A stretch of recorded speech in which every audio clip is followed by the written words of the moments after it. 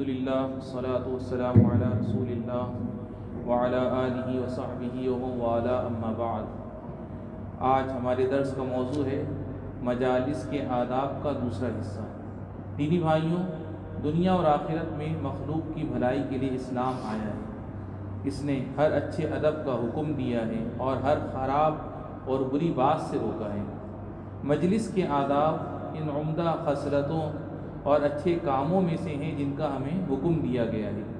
پہلے کے درس میں جو باتیں بیان کی جا چکی ہیں ان کے علاوہ کچھ اور آداب ایسے ہیں جن کا خیال کیا جانا چاہیے اور ان سے غفلت نہیں برتنی چاہیے۔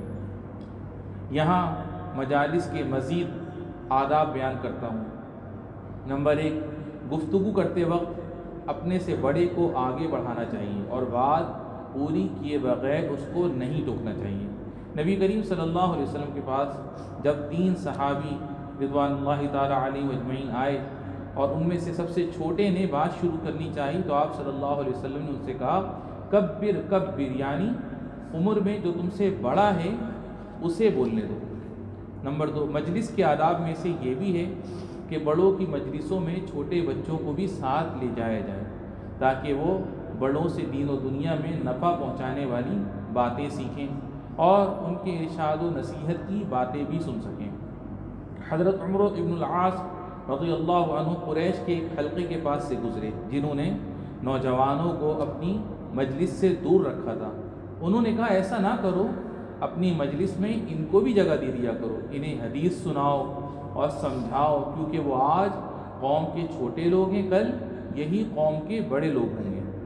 نمبر 3، مجلس کے آداب میں سے یہ بھی ہے کہ مذاق میں اعتدال اور درمیانی راستہ اختیار کرنا چاہیے اور سچی اور مناسب بات کہنی چاہیے۔ کچھ صحابہ رضوان اللہ تعالی علیہم اجمعین نے نبی کریم صلی اللہ علیہ وسلم سے کہا اے اللہ کے رسول صلی اللہ علیہ وسلم، آپ ہم سے دل لگی کی باتیں بھی کرتے ہیں، تو آپ نے ان سے فرمایا انی لا اقول الا حقا، یعنی میں ہمیشہ سچی بات ہی کہتا ہوں۔